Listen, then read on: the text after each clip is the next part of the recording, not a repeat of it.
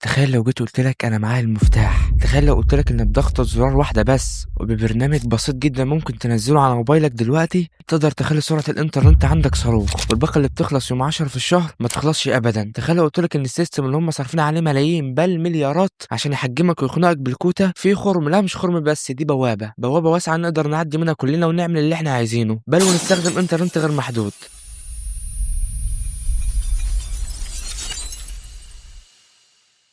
السلام عليكم ورحمة الله وبركاته. عامل ايه يا صاحبي؟ واهلا بيك في فيديو جديد. في البداية وقبل اي كلام لازم اوجه رسالة للسادة النواب. احنا بقالنا سنين بنعاني من وضع الانترنت، ومصر الدولة الوحيدة في العالم اللي بتتعامل بنظام الكوتا ده وبالاسعار ديت. عملنا حملات كتير جدا جدا ولا حياة لمن تنادي، والشعب بيعاني، واخيرا لقينا تحرك من بعض النواب. اخر حملة عملناها عن الموضوع ده كانت من شهر 5 اللي فات ولسه مستمرة الى الان، واللي بفضل الله طلعت من القناة ديت. على مدار شهور حرفيا كان في فضايح في مجال الاتصالات في مصر ما ينسكتش عليها حرفيا، وتقدروا ترجعوا للفيديوهات وتشوفوا بنفسكم. فضايح مش بس تقنية، لا ده في مخالفة للقانون والدستور.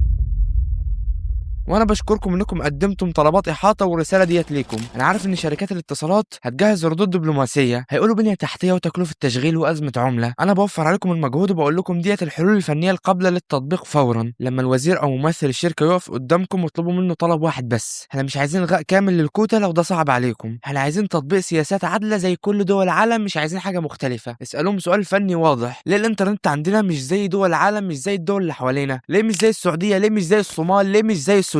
وفي حل وسط هقوله في الفيديو ده هيرضي كل الاطراف، ويا ريت يكون في تحرك. سالوهم كمان: هل بعد كل المليارات اللي صرفناها على البنيه التحتيه مش قادرين نوفر خدمه كويسه بسعر كويس للمواطن بدل المعاناه اللي احنا فيها ديت؟ وعلى فكره الانترنت في مصر كان غير محدود قبل 2019، بعد 2019 الايه اتقلبت حرفيا. العائق الوحيد قدام تشغيل خدمه زي ديت هو الربح الزياده. الاجهزه تسمح والشبكه تسمح والكابلات تسمح، وشفنا ده بعينينا وقت الحريق، حريق سنترال رمسيس لو تفتكروا. الشعب كله فتح انترنت غير محدود بسرعات خرافيه ما كانتش موجوده قبل كده، وده دليل انه الانترنت الغير محدود ممكن يتطبق ومن الصبح كمان. يا سياده النواب، انتم صوتنا، واحنا كشباب فاهمين تكنولوجيا كويس بنقول لكم ان الحلول موجوده ومش محتاجه ميزانيات جديده، محتاجه جره قلم بس كده وتغيير في السيستم. احنا مش بنحلم بالمستحيل، احنا بنحلم بانترنت يليق بجمهوريه جديده. الملف الفني معاكم والشارع كله وراكم، ومستنيين نشوف مين هيقف مع حق المواطن ومين هيقف مع ارباح الشركات.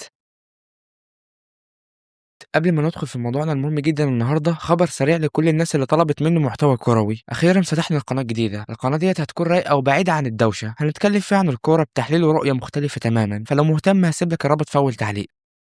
الفترة اللي فاتت أكيد كلنا شفنا الدنيا مقلوبة، نواب اتكلمت، صحف اتكلمت، كان أهمها الجزيرة، وده دليل قوي جدا إن إحنا بنقرب خطوة بخطوة من الحلم. وبما إنه كلنا بنعاني من النت، فالفترة اللي فاتت الشيطان وزني يا صديقي، وزني جامد جدا صراحة. بصيت للزخم اللي حاصل وشفت الناس اللي بتصرخ في الكومنتات: يا محمود النت قاطع، يا محمود مش لاقيين نشحن، يا محمود شغلنا واقف. قلت لنفسي ليه لا؟ ليه ما اطلعش بكرة الصبح في فيديو واقول لكم يا جماعة هاتوا برنامج HTTP انجكتور واعملوا الكونفيج ده وحطوا الهوست ده وعيشوا حياتكم. أنا عارف الطريقة وعارف الهيدر بيتحقق ازاي، وعارف ازاي نضحك على الفاير ونخليه شفنا بنفتح موقع مسموح بيه بينما احنا بنحمل 100 جيجا افلام مثلا. والكلام ده مش هبد ولا كلام نظري، انا جربته وشفته بعيني وعندي الدليل، واتكلمت عنه من فتره تحديدا في فيديو فضيحه شركات الاتصال في مصر. الفيديو كان بتاريخ 17/7، يعني تقريبا من 6 شهور.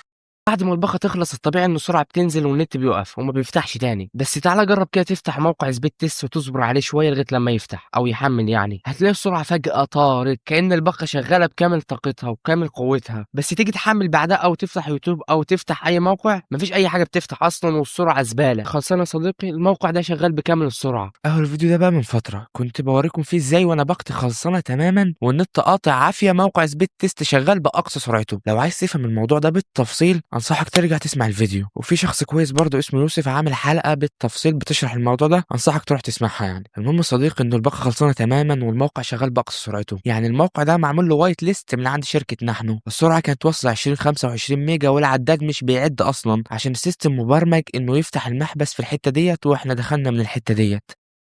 انا كان ممكن ابقى بطل شعبي مزيف النهارده، كان ممكن الفيديو ده يجيب مليون مشاهده في 24 ساعه وابقى محمود بتاع النت المجاني اللي قهر الشركات، بس انا قررت اني مش هعمل كده. أنا قررت إني أحرق الورقة ديّة تمامًا ومش بس كده، أنا جاي النهارده أقول لك ليه الطرق ديّة هي المصيدة اللي الشركات عايزانا نقع فيها، وجاي أقدم لك الحل البديل، الحل اللي يخلّينا ناخد حقنا كرجالة مش كحرامية. جهّز كوباية الشاي التقيلة واقفل أي حاجة في إيدك عشان الكلام اللي هاسمعه لك النهارده هو الكلام اللي هيحدد مصير الإنترنت في مصر السنين الجاية. أنا محمود أبو الخطيب وده الفيديو اللي الشركات كانت تتمنى إني ما انزّلوش.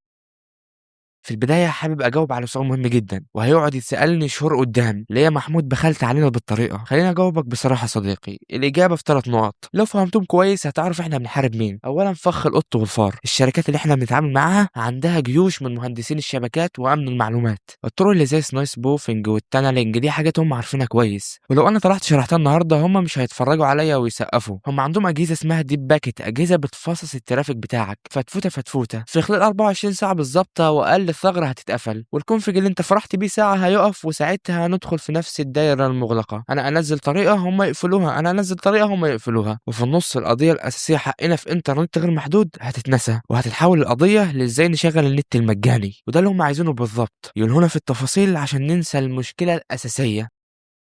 ثانيًا الكارت الأحمر القانوني، أنا باكلمك كأخ صغير بيخاف عليكم أولًا وعلى نفسه ثانيًا، استخدام الثغرات ديّة قانونًا بيتصنف تلاعب بالشبكة، الشركات يا صديقي أو بلاش نقول الشركات خلّينا نقول المنظومة اللي بتدير زي ما فهمتك في الفيديو اللي عملناه عن الحملة اللي كان قبل ده، المهم إن المنظومة اللي بتدير ممكن بمنتهى البساطة ترفع قضايا أو تقفل خطوط أو حتى تقفل القناة ديّة اللي هي صوتنا الوحيد، ساعتها مين الخسران؟ أنا وأنت، هم هيبقوا في موقف الضحية اللي بيدافعوا عن شبكتهم ضد المخترقين والإعلام هيقف في صفهم، وحملتنا اللي وصلت للجزيرة والمصري اليوم والنواب هتتوصم بالعار.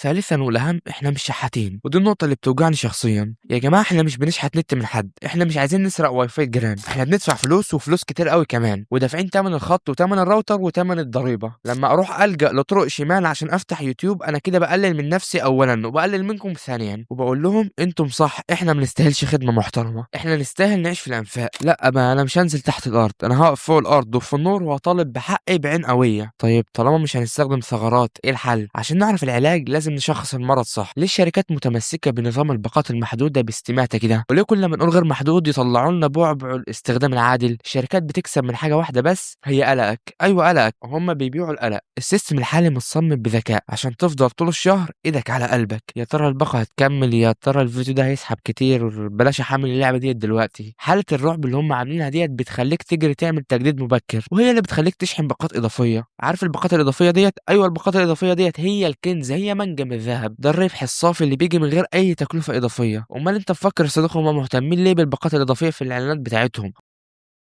ثانيًا بقى البنية التحتية، هُم بيتحججوا بالبنية التحتية، بيقولوا الشبكة ما تستحملش، والرد عليهم بسيط جدًا، جدًا، جدًا، ومن كلامهم كمان، وشاهد شاهد من أهلها، وزير الاتصالات كل شوية يطلع يقول لك عندنا بنية تحتية أقوى ما يمكن، والأقوى في شمال أفريقيا، وأنا والحديد انتنى، والنت بتاعنا خارق وما فيش أحسن من كده، يبقى فكك من حجة البنية التحتية عشان ما عادش بتأكل عيش.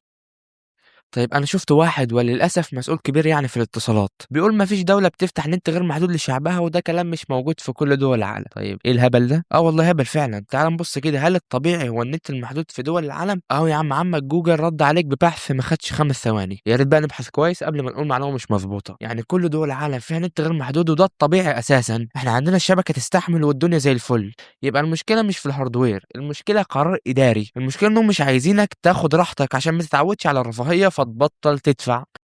عشان ما نكونش بس بننتقد وعشان ما نكونش بتوع ثغرات انا النهارده بقدم مبادره سموها مبادره محمود ابو خطيب سموها مبادره انترنت 2026 سموها زي ما تسموها المبادره ديت بتقدم حل وسط حل يرضي الشركات يحافظ على شبكتهم ويرضينا احنا كمستخدمين بني ادمين ده في حاله كنتم بتعاملونا كبني ادمين يعني مش بهايم بتحلوا منها فلوس احنا مش طماعين ومش بنقول سيبوا الحنفيه مفتوحه 24 ساعه لو خايفين بقى الناس تحمل 24 ساعه تورنت بقى احنا بنطالب بحاجه واحده بس وعلى فكره ده هيحصل بس مش هيحصل على طول ده هيحصل في الأول بس، في الأول الناس هتاخد راحتها جامد عشان أول مرة يحسوا الإحساس ده، وبعد شهر الدنيا هتبقى تمام خالص، في العموم لو أنتم خايفين يعني من ده، إحنا بنطالب بإعادة تعريف كلمة الاستخدام العادل، الوضع الحالي مأساة يا جدعان مش موجودة في كل دول العالم، مش موجودة على وش الكوكب أصلًا، بتديني 140 جيجا تمام، ولما بيخلصوا بتعمل فيها إيه؟ بتنزل سرعتي ال 256 كيلو بت، أنت عارف يعني إيه 256 كيلو بت في سنة 2026؟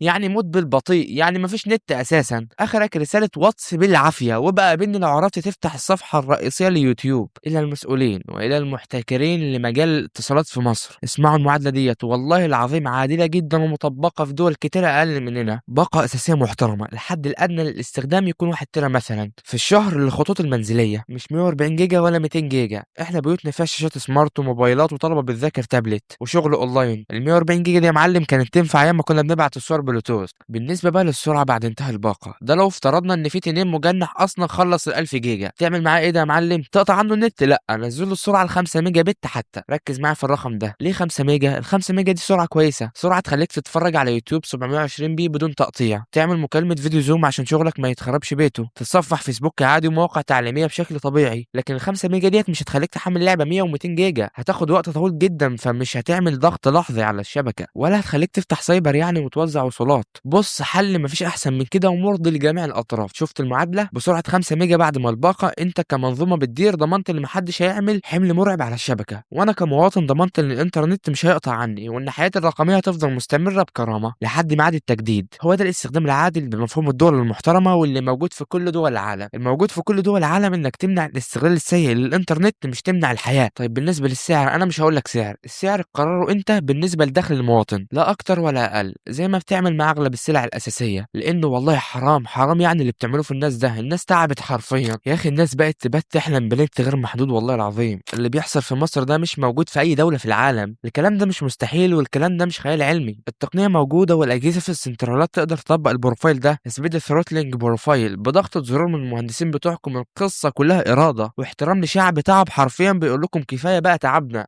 واحنا فعلا قبل 2019 كان عندنا انترنت غير محدود، مش عارف ليه الآية اتقلبت. انا محمود ابو خطيب، شاب عندي 16 سنة، بحلم انه الوضع في بلدي يتحسن بدل ما اسافر دولة تانية. كان ممكن اختار الطريق السهل وانزل لكم كونفيجات وثغرات والم لايكات ومشاهدات بالهبل، بس انا اخترت الطريق الصعب، اخترت اني احترم عقلي واحترم بلدي واحترم القانون، اخترت اني اقدم حل مش مشكلة، فيا ريت نقدر ده. دلوقتي الدور عليك انت يا صديقي، لو شايف ان الكلام ده منطقي يبقى لازم صوتنا يوصل، يبقى لازم ما تكتفيش بانك تتفرج. خد الفيديو ده وصله لكل مكان، وصله عضو مجلس شعب في دايرتك، وصله للاعلاميين اللي بداوا يتكلموا معانا، وصلوا صفحات الشركات في كل بوست بينزلوه. انا عملت اللي عليا وقدمت الحل ورميت الكرة في ملعبهم، واللي جاي بتاعكم انتوا. وطول ما احنا فاهمين وموحدين مطلبنا ومتمسكين بالطريق الشرعي مفيش قوة هتقدر توقفنا. شكرا ليكم، شكرا لكل واحد بيدعم الحملة بجد، واشوفكم الفيديو الجاي واحنا محققين خطوة جديدة في رحلة الانترنت غير محدود. وبس كده، وسلام.